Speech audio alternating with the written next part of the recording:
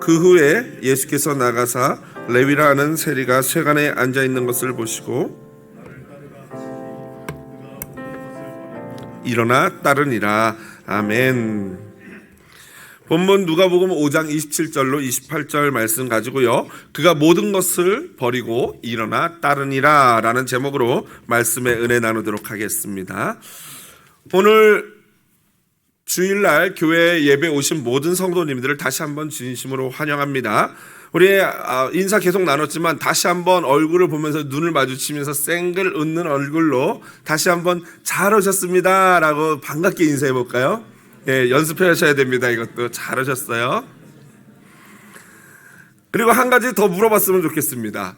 그런데 오늘 교회에 왜 오셨습니까? 한번 물어보세요. 그리고 실제로 대답해 보세요. 왜 왔는지를 대답한 한 30초 드릴 테니까 두 분이서 물어보시고 잠깐 대답해 보십시오. 시작. 오늘 왜 오셨어요? 각자 이유를 말해 보세요. 야, 나 목사님 보러 왔어요. 뭐 어떤 분은 교제하러 왔어요. 예, 빵 먹으러 왔어요. 뭐 이런 분들. 네, 아마도 다양한 답변이 나왔을 것이라고 생각합니다. 어떤 분은 말 그대로 예배하러 왔습니다. 어떤 분은 오늘은 제가 경건을 쌓기 위해서 왔습니다. 어떤 분은 내가 변화를 좀 시도하려고 왔습니다. 어떤 분은 나는 위로 좀 받으려고 왔습니다. 어떤 분은 기쁨을 누리려고 왔고요. 어떤 분은 우리 성도들과 함께 아름다운 교제하기 위해서 왔습니다. 어떤 분은 마음의 평안이 좀 필요합니다. 어떤 분은 심지어 나는 섬기기 위해서 왔습니다 라고 하시는 분들 계시고, 진짜 어떤 분은 맛있는 밥을 먹기 위해서 왔습니다 라고 하는 분도 계실 거예요. 다행인 것은 우리 교회는 밥을 드리지 않아서 빵밖에 안 드려서 저희 교회는 그런 분은 안 계시죠. 여하튼 지금 제가 열거하고 여러분들이 답변했던 그 모든 것들이 사실은 굉장히 중요한 것들입니다. 이 모든 이 목적, 이런 것들이 모여서 바로 아름다운 교회라는 공동체를 이루는 것이죠. 그럼에도 불구하고 교회의 가장 근본적인 존재 목적, 교회는 왜 오는가? 그것은 바로 예배일 것입니다. 교회는요, 예수 그리스도로 말미암아 구원받은 자들이 성령에 의하여 하나님을 예배하는 공동체입니다. 한번 화면 보면서 같이 읽어볼까요? 같이 읽어보겠습니다. 교회는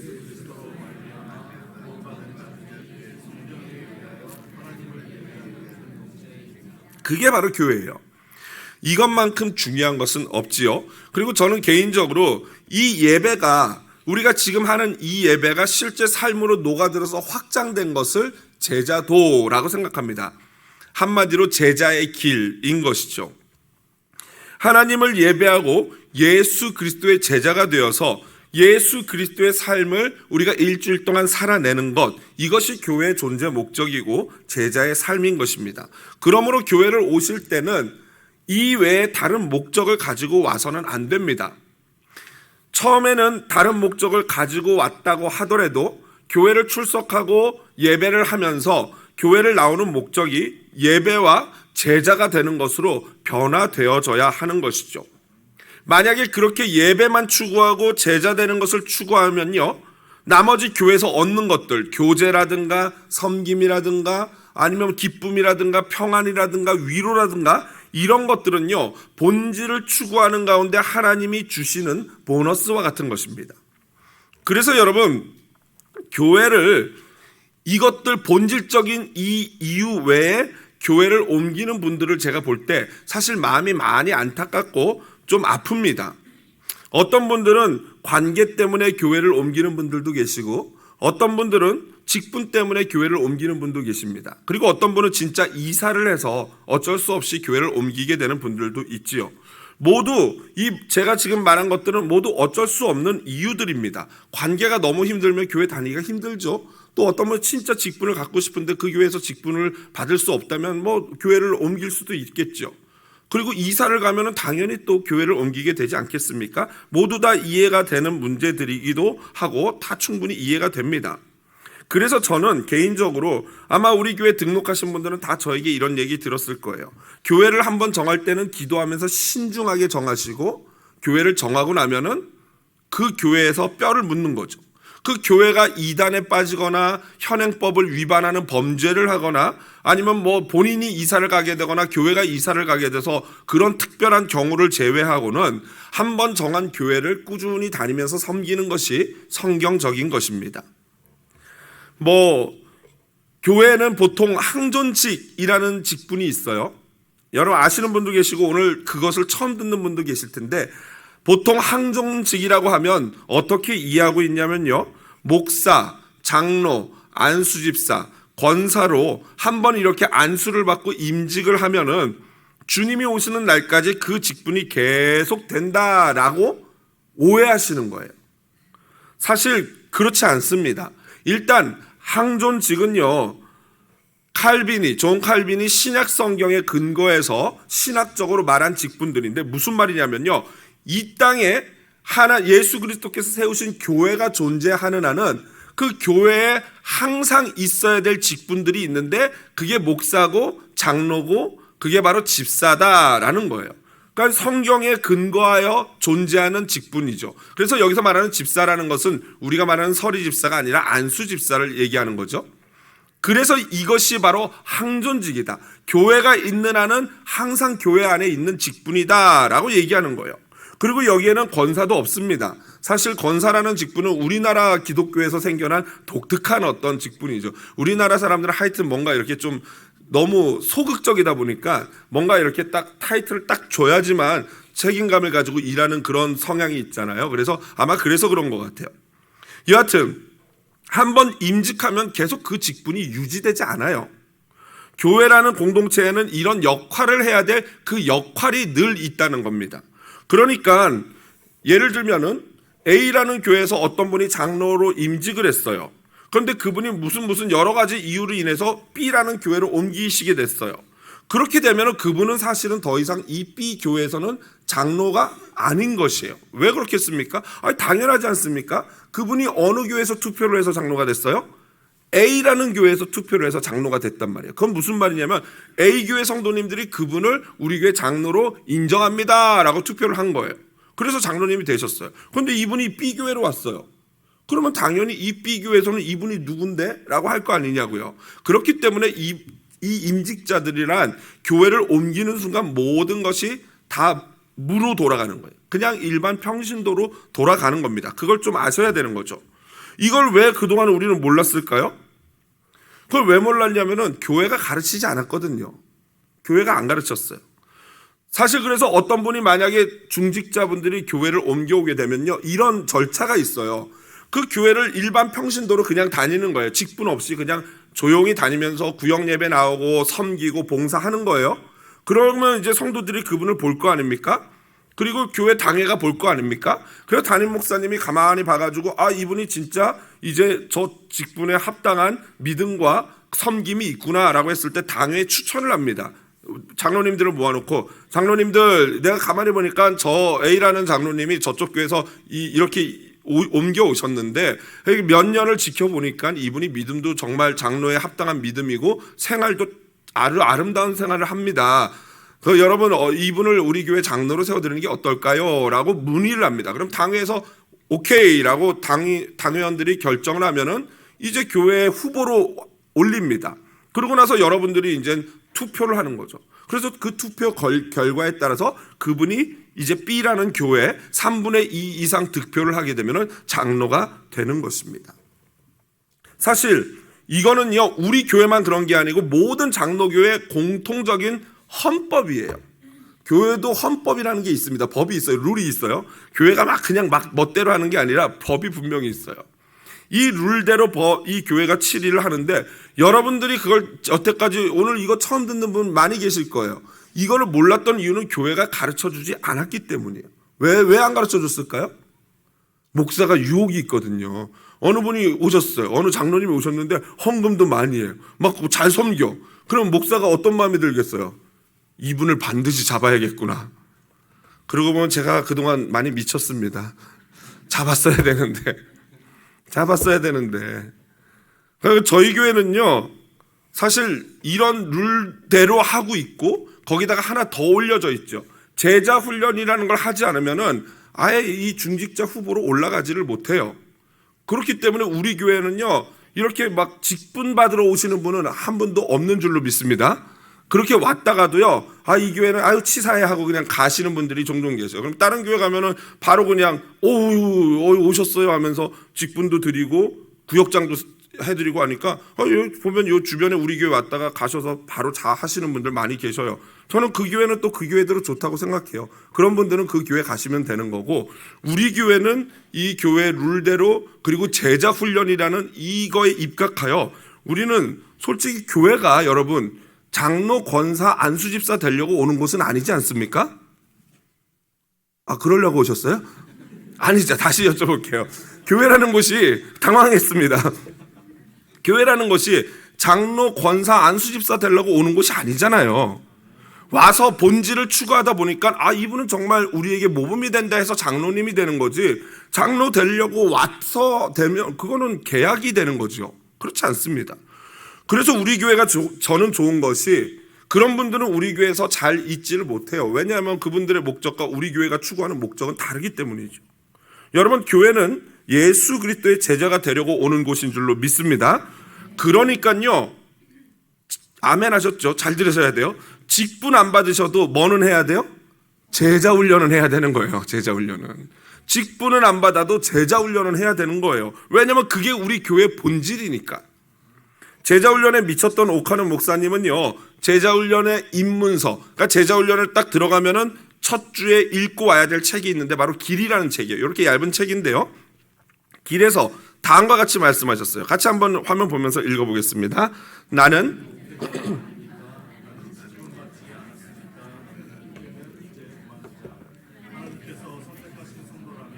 그 누구라도 교회와 세상의 건강에 대한 책무를 피할 수 없다. 그리스도의 제자라면 그리스도처럼 사랑하고 그리스도처럼 봉사해야 한다. 이런 예수 닮은 제자를 길러내는 것이 제자 훈련인데, 그렇습니다. 제자 훈련은 너 나 할 것 없이, 직분자만 받는 게 아니에요. 너 나 할 것 없이 예수 믿기로 작정한 자라면은 당연히 거쳐야 될 훈련인 것이죠. 그리고 예수를 믿습니다, 예수님은 나의 구주입니다 라고 말하는 순간, 그 순간부터 여러분, 저와 여러분은 이미 제자의 길, 즉 제자도에 들어선 것입니다. 존 스토트 목사님은요, 이 점에 대해서 제자도, The Radical Disciple이라는 본인의 책, 우리 한국말로는 이 영어를 그대로 직역하면은 급진적인 제자도라고 할 수 있는데, 우리 한국 책은 그냥 제자도라고 나왔거든요. 이 책에서 다음과 같은 점을 아쉬워했어요. 아쉬운 점이 하나 있다. 제자라는 단어가 이후 수세기 동안에도 계속 사용되어 그리스도인들이 자신을 예수님의 제자로 인식하고 제자 훈련을 받아야 할 책임을 진지하게 받아들였더라면 하는 것이다. 무슨 말이냐면요, 신약 성경에서 오늘날 우리 현대교회는 우리 성도를 크리스천이라는 단어로 많이 쓰지 않습니까? 그리스도인. 근데 사실 그리스도인이라는 단어는요, 헬라어는요, 신약 성경에서 3번밖에 나오지 않아요. 그리고 그거보다 훨씬 많은 숫자가, 제자라는 숫자는 셀 수 없이 신약 성경에 많이 나오고 있어요. 그러니까 존 스토트 목사님이 보시기에 우리가 그리스도인이라고 부르는 것도 좋지만 그것보다는 좀 더 딥한, 좀 더 원색적인 제자라는 단어를 수천 년이죠, 사실은. 교회가 생기고 나서 2000년이 지났으니까 2000년 동안 사실은 제자라는 단어를 더 썼어야 한다라는 아쉬움을 말하고 있는 것이. 그러므로 우리의 관심은요, 교회의 직분이나 기타 다른 것들이 아니라 바로 제자가 되는 것이어야 할 줄로 믿습니다. 자, 그렇다면은 제자란 무엇인가? 그리고 제자도란 무엇인가? 사실 제자나 제자도에 관한 것을 공부하려면요, 신학교에서도 한 학기를 가지고 공부해도 모자랍니다. 중요한 것은 사실은 제자가 무엇인지를 학식적으로 아는 것이 중요한 게 아니라 실제로 제자가 되는 것이 훨씬 더 중요하죠. 하지만 그럼에도 불구하고 제자가 되기 위해서는 근본적이고 기본적인, 기초적인 지식이 있어야 하지 않겠습니까? 과연 제자란 무엇인가? 저는 오늘 본문에서 이 짧은 2구절에서 제자란 무엇인지에 대해서 한 3가지 정도를 여러분과 함께 나눠보기를 원합니다. 그리고 여러분, 간단하게 말씀드리니까요, 좀 더 많이, 좀 더 제대로, 좀 더 진짜 제자가 뭔지를 진짜 깊이 알고 싶은 분은요, 주보를 펴보세요. 주보를 펴보시면 안에 제자훈련 신청서가 있습니다. 보시면요, 여기 시간들이 쭉 남아 있는데, 이 시간은 내가 하고 싶은 시간을 쓰시라는 게 아니라, 내가 이 시간 가능한 시간, 내가 뭐 화요일 저녁에 가능하고 목요일 오전 저녁, 금요일 오전 이렇게 4개가 있는데, 내 타임이 내가 다 가능하다 하면은 다 동그라미를 하시는 거예요. 그렇다고 4번을 나오라는 게 아니니까요, 두려워 마시고. 다 동그라미를 하면요, 제가 이제 언제 시간들이 가능하신지를 모르기 때문에 그걸 알아보려고 그러는 거거든요. 그러니까 거기다 표시를, 내가 가능한 시간을 다 표시해주면 제가 그것을 모아가지고 시간을 확정하도록 할 거예요. 그래서 여러분들 이걸 적으셔서 헌금함에다 넣어주시면 되겠습니다. 자, 오늘은 간단하게 3가지만 말씀드릴게요. 첫 번째로, 제자는요, 죄의 자리에서 일어나는 사람입니다. 레위는요, 유대인으로서 동족에게 세금을 걷어서 로마에 바치는 세관에서 일하는 사람이었습니다. 그런데 로마는요, 일정 금액만 자기에게 가져오면요, 나머지는 건드리질 않았어요. 그러다 보니까 세리들은 로마가 요청한 것보다 훨씬 많이 거둔 다음에 로마에게 보낼 것만 딱 보내고 나머지는 어떻게 해요? 자기가 착복하는 거예요. 그러다 보니까 유대인들에게는 매국노고 배신자고 죄인의 대명사가 바로 세리가 되었던 것입니다. 예수님은 이런 레위, 세리, 마태는 레위의 다른 이름입니다. 이름 마태를 그의 제자로 부르셨어요. 그러자 마태는요, 가장 먼저 어떻게 했냐면 세간의 자리에서 곧바로 일어났어요. 오늘 우리 한글말 성경에는 그가 모든 것을 버리고가 먼저 나오지만, 사실은 영어 성경 일어난다는 게 먼저 나와요. 그 일어난다는 것은 바로 죄의 자리를 박차고 일어나는 것을 말합니다. 제자란 죄의 자리를 박차고 일어나는 거예요.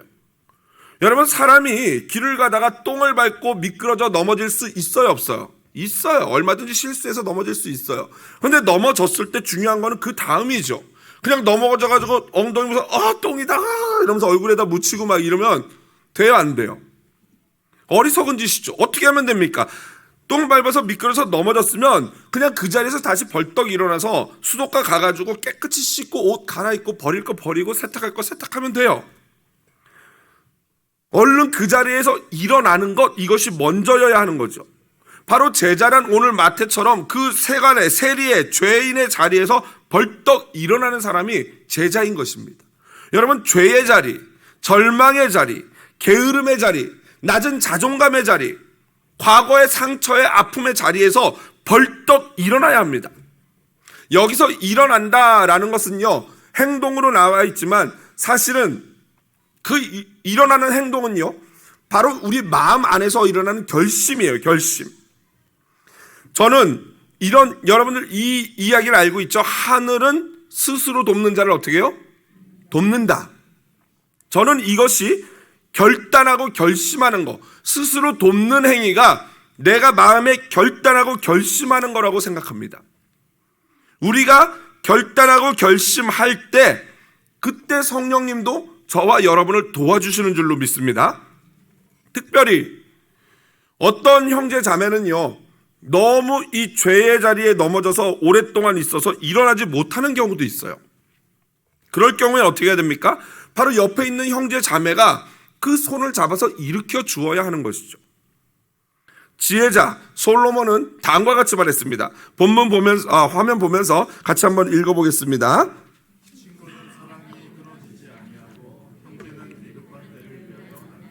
아멘. 진정한 친구나 형제는 위급한 형제, 다른 것이 아닌, 위급하다는 것은 이 일반적인 어려움일 수도 있지만, 죄 가운데 넘어져서 일어나고 싶은데 일어나지 못하는 자가 있다면 얼른 두 손 내밀어서 잡아서 일으켜 줘야 한다는 거예요. 그런데 여기서 또 한 가지 중요한 전제가 있습니다. 넘어져 있는 자가 스스로 일어나고자 하는 의지가 있느냐예요. 여러분, 스스로 일어날 의지가 없는 사람을 일으켜 보신 적 있습니까? 우리 간호사 하시는 분들, 환우들 이렇게 일으킬 때 스스로 힘을 쓰지 않는 사람 일으키는 거 얼마나 어렵습니까? 거의 죽음이에요. 그냥 이렇게 힘 쫙 빼고 누워 계신 분 일으키려면요, 막 땀 삐질삐질 흘리죠. 근데 본인이 일어나려고 하는데 힘이 안 될 때 옆에서 누군가를 도와주면은 이 돕는 사람도 쉽고 일어나는 사람도 조금만 도와주면 얼른 일어날 수 있는 겁니다. 바로 그 얘기예요. 그리고 만약 그렇게 일어났어요. 그러면 그 다음부터 뭘 해야 됩니까? 믿음의 지체들과 함께 좋은 습관, 경건의 훈련을 해야 하는 것입니다. 혼자보다 여럿이 같이 하는 게 훨씬 효과적이에요. 제자 훈련은 다른 게 아니라 바로 이 좋은 습관을 훈련하는 게 제자 훈련입니다. 가정에서 여러분 가족이 한 마음이 되어서 일주일에 한 번이든 아니면 매일이든지 간에 가정 예배를 도전하는 것도 좋은 습관을 들이는 거죠. 또 여러분 구역장과 함께 구역원들이 카톡방에서 그냥 뭐 어느 마트가 바겐 세일을 한다 이런 정보만 나누지 마시고 폭탄 세일을 한다 이런 것만 나누지 마시고 카톡방에서 제가 열심히 새벽 묵상, 새벽 예배는 안 오시더라도요. 약간 짜증냈습니까 제가? 그건 아니고 새벽 예배는 못 오시더라도 새벽 묵상 이 글로 올려드리는 건 여러분 얼마든지 보실 수 있잖아요. 그거 보시면서 구역원들끼리 한 카톡방에서 나는 오늘 새벽 이 큐티하면서 이런 부분에 은혜를 받았습니다. 짤막하게 올리면 한 5명, 10명이 그걸 올리면 그 하루가 여러분 얼마나 풍성하겠습니까? 그게 힘이 돼가지고 하루를 승리하고 지탱할 수 있는 힘이 되는 거예요. 이렇게 우리는 함께 죄의 자리에서 일어나는 것입니다. 두 번째로 제자는요, 모든 것을 버리는 사람이에요. 마태는 보니까 그가 모든 것을 버리고, 이 모든 것이라는 건 말 그대로 모든 거예요. 많은 재물, 자신의 직장, 자신의 가족, 심지어 자신의 꿈까지도요. 여러분, 이 현대화된 서구화된 이 미국 사회, 미주 사회는요, 네가 중요하다 이런 얘기 많이 하지 않습니까? 네가 뭘 원하냐, 네가 생각하는 게 중요해, 네가 오라 이런 얘기를 굉장히 많이 해주는데 일정 부분 옳은 얘기지만 사실은 우리가 버려야 될 가장 첫 번째가 바로 그 자아예요. 자아. 여러분 왜 그러냐면요, 인간의 진정한 자아는 오직 예수 그리스도 안에서만 제대로 발견할 수 있는 줄로 믿습니다. 예수 그리스도 없이 자아만 추구하면요, 그거는 절대 찾을 수도 없고 그게 나도 아니고 행복하지도 않아요. 오늘날 현대를 보십시오. 예수 그리스도 없이 자기만을 추구하다가 자기 자신이 신이 되어버렸어요. 내 자신을 섬겨요. 내가 하나님이 되어버리는 거예요. 그렇게 자아를 추구하는 인생이 여러분 행복합니까? 가만히 보십시오. 내가 하고 싶은 대로 내가 추구하는 대로 내 뜻대로 살아간다. 그 사람 행복한지 한번 보십시오. 오늘날 현대사회를 보십시오. 행복합니까? 오히려 그런 삶의 결과는 수많은 질병들과 고통뿐이에요. 오히려 더 불안해졌고요, 더 불행해졌어요. 이것은 우리 사회 현상을 보면서 충분히 확인할 수 있는 임상실험적인 결과죠. 또한 우리 제자가 버려야 될 게 있다면 바로 교만이죠. 그런데 이 교만이라는 게 재밌는 게 내 자아가 투사된 일반적인 죄의 현상이에요. 그러니까 교만한 것은 내 자아가 여기 가득 차 있다는 것을 그대로 드러내 보여주는 것이죠. 지난 주일에도 나눴지만 더 이상 나의 지식이나 내가 가진 것들이 아무런 의미가 없어요. 왜냐하면 태양빛 아래서 여러분 촛불 하나 켜는 거 무슨 의미가 있겠습니까? 강력한 정오의 태양빛 아래서 촛불 하나 켜놓고 그거 자랑하는 사람 있습니까? 그거 이상한 사람이죠. 우리 예수 그리스도가 우리에게 태양과 같다면은 내가 아는 지식, 내가 가진 것들은 촛불 하나에 불과해요. 그런데 그걸 가지고 내가 뭐 있다 자랑한다면은 그거 얼마나 무식한 일입니까?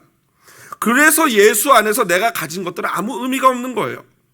그러므로 내가 더 가지려고 할 필요도 없고 내가 가지고 있는 것을 막 나타내면서 자랑할 필요도 없는 거죠. 심지어 예수님은요, 부모와 자식을 예수님보다 더 사랑하는 것은 옳지 않다 그랬어요. 마태복음 10장 37절 한번 읽어보겠습니다. 같이 읽어보겠습니다. 아버지나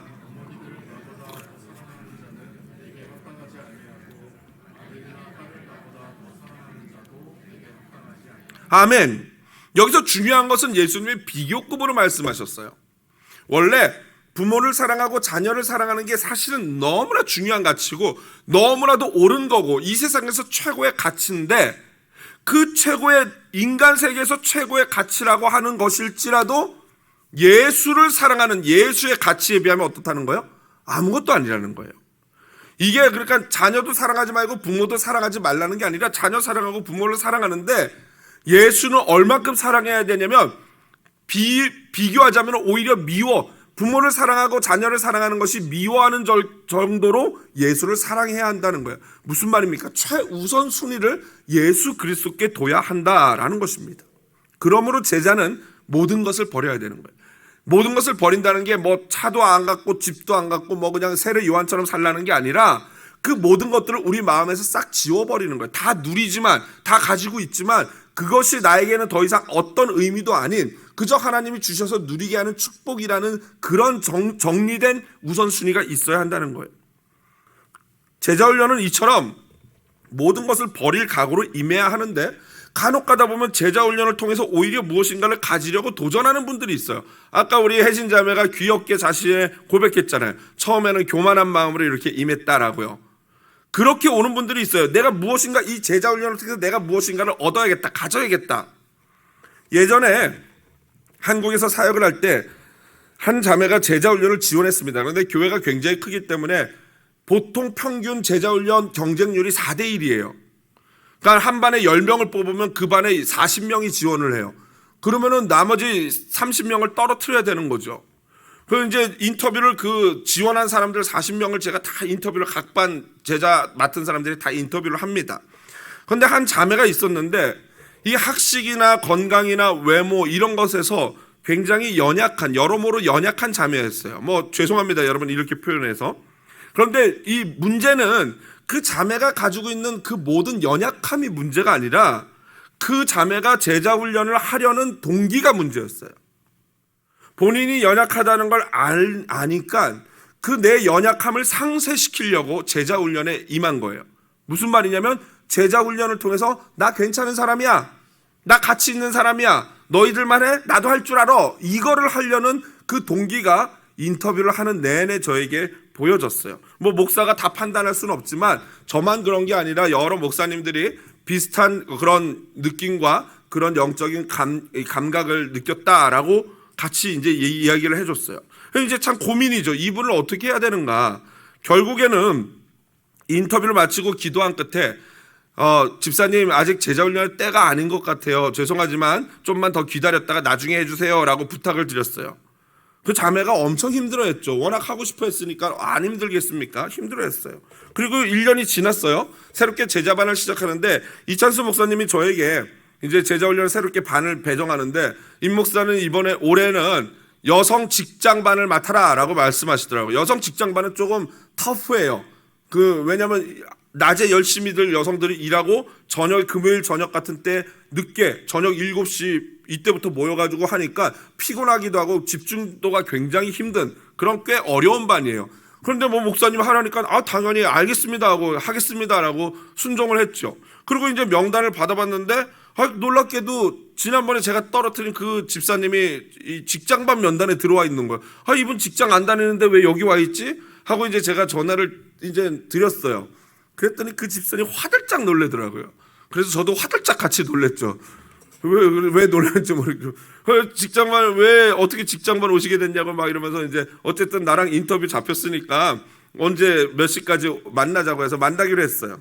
그리고 이제 저는 30분 단위로 한 분씩 인터뷰를 하면서 기다리고 이제 그 집사님 그 자매 차례가 돼서 이제 방에 들어오더라고요. 그런데 그 집사가 방에 들어오자마자 제 앞에 의자 앉으면서 막 엉엉 우는 거예요. 그래서 저는 당황스럽죠. 이 아주머니가 왜 이러시나. 막 울더니 저한테 그러는 거예요. 목사님 정말 죄송해요. 뭐가요? 그랬더니 1년 동안 목사님 욕 엄청 하고 다녔어요. 막 이러는 거예요. 자기 떨어뜨렸다고. 저야 뭐 그럴 줄 알았죠. 뭐 욕먹는 게 목사 직업인데. 엄청 욕하고 다녔대요.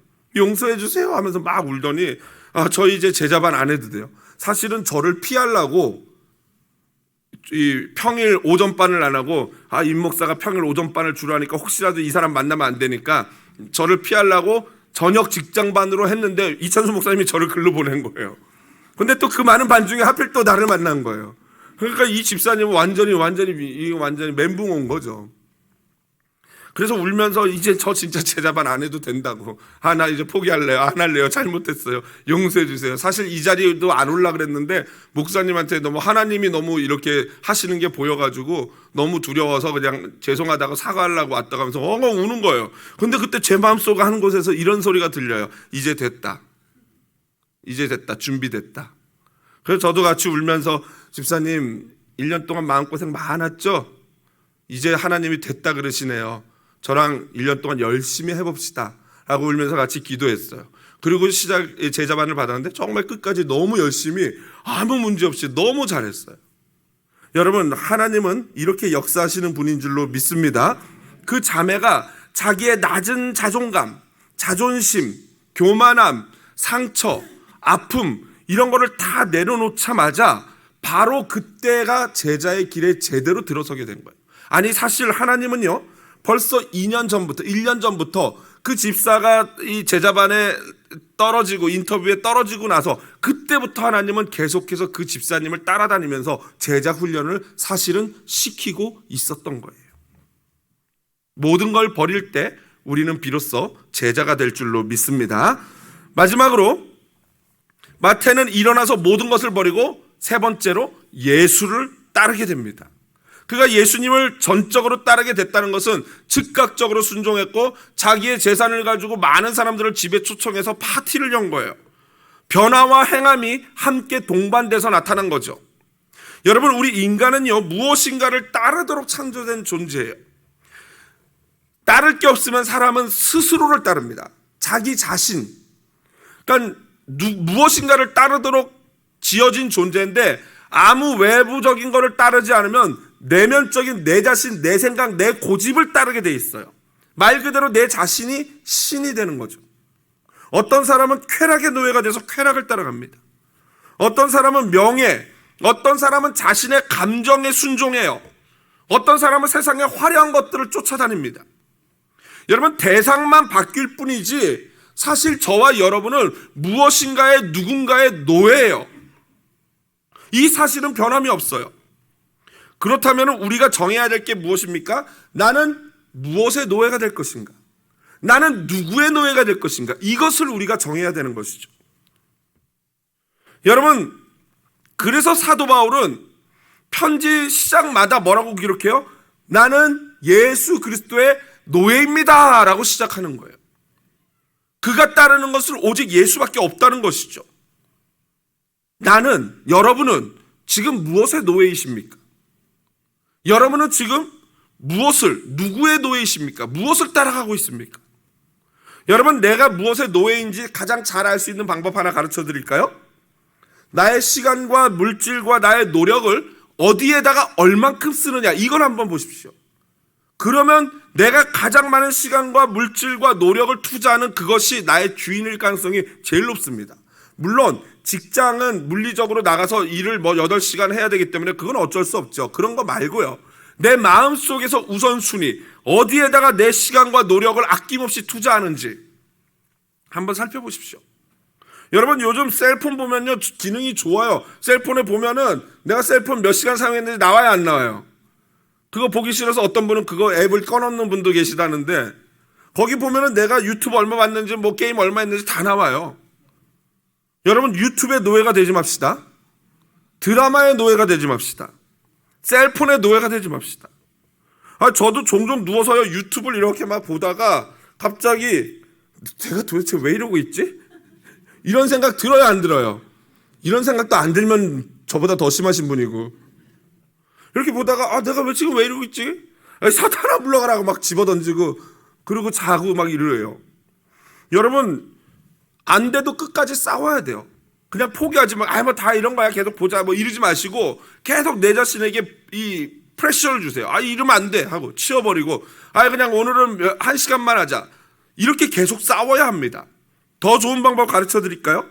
그 시간에 예수님을 따르는 거예요. 그 유튜브 볼 시간에, 폰 들 시간에 예수님을 어떻게 따르면 돼요? 제자 훈련하시면 자동으로 따를 수 있어요. 숙제하느라고 시간이 없어요.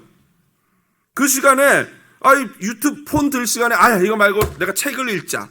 이거 말고 내가 성경을 읽자. 이거 말고 기도하자. 이렇게 하면요 자동으로 좋은 습관이 들이게 되는 거예요. 여러분, 결국 제자가 된다는 것은 예수 그리스도를 닮아가는 과정을 의미합니다. 예수님의 인격과 사역과 순종을 배우고 닮는 것, 그것이 제자예요. 우리는 다른 것이 아니라, 다른 누가 아니라 예수 그리스도의 노예인 줄로 믿습니다. 말씀을 마무리합니다. 여러분이 만일 제자나 제자도에 관심을 가지고 몇 권의 책을 보기 시작하잖아요. 제자도라는 제목의 책들을 보잖아요. 그러면 언젠가는 반드시 만나게 될 인용 구절이 있어요. 누가 한 얘기냐면요, 나치에 저항하다가 40세에 그 순교자가 된 디트리 본 회퍼 목사님이 하신 말씀인데요, 다음과 같아요. 한번 같이 외쳐봅시다. 큰 목소리로 시작. 아멘. 예수 그리스도를 따르는 제자가 된다는 것은 결국 예수님처럼 십자가 지고 죽는 것을 말하는 거예요. 그러니까 제자라는 것이 그냥 여러분 우리가 그냥 제자가 돼가지고 막 그냥 선박회사 사장 되고 막 베드로나 제자들이 꿈꿨던 거 막 우의정 되고 영의정 되고 이런 게 아니라는 거예요. 제자는 예수님처럼 죽는 자예요. 실제로 그래서 보네포 목사는 자신의 삶에서 날마다 죽는 것을 연습했고 실제로 예수님을 위해서 순교한 자예요. 여러분, 우리 삶에 여러 가지 문제가 있잖아요. 그런데 그 문제들 왜 벌어지는지 알아요? 사실은 내가 죽지 않아서 그래요. 여러분, 남편과 아내가 왜 싸웁니까? 아내가 뭐라 그러면 내가 시체예요. 그러면 싸울 일이 있어요? 네, 마님, 저는 죽었습니다. 남편이 뭐라 그래요? 와이프가 네, 주인님, 저는 죽었습니다. 말씀하세요. 싸울 일이 없어요. 왜 모든 문제들이 생기냐고요? 내가 펄펄 살아있어서 그래요. 여러분, 우리도 바울처럼 보네포 목사님처럼 진정 예수 그리스도의 제자가 됩시다. 그리고 그 제자의 길이 되는 길은 제자 훈련이에요. 여러분, 평생 예수님 믿고 평생 교회를 다녔지만 변화가 없지 않아요? 왜 그런지 아십니까? 성장도 없고 변화도 없어요. 왜 그런지 아세요? 훈련하지 않기 때문이에요. 여러분, 축구를 배운다고 해봅시다. 공은 인사이드로 이렇게 차는 거고 아웃사이드로 이렇게 차는 거고 리프팅은 이렇게 하는 거야 라고 이론으로 배웠어요. 이론으로 10년 책 보고 공부하면 축구를 잘할까요? 못할까요? 그렇죠. 잘할 수가 없어요. 축구를 잘하려면 이론 배웠다면 공 들고 어디 가야 돼요? 필드로 나가야 되는 거예요. 그래서 리프팅을 하는 거예요. 차 보는 거예요. 그게 훈련이에요. 그게 바로 영적인 제자 훈련인 거예요. 제자 훈련은 실천의 장이고 훈련의 도장입니다. 마지막으로 옥하는 목사님의 말을 인용하고 함께 같이 찬양하고 기도하겠습니다. 같이 한번 화면 보면서 읽어보겠습니다. 예수 그리스도만이 주제이며 표준이며 목표이다. 제자 훈련에서 예수님을 빼버리면 남는 것이 없다. 제자 훈련은 그 자체가 거듭나는 진통이요, 통회하고 자복하는 골방이요, 하나님의 은혜에 매달리는 겟세마네 동산인 것이다. 이 사실을 알면 제자 훈련을 몇 권의 교재를 마스터하는 프로그램으로 오해하지는 못할 것이다. 우리 모두 예수 그리스도의 제자가 됩시다. 날마다 주님이 기뻐하시는 제자가 되시기를 주님의 이름으로 축복드립니다.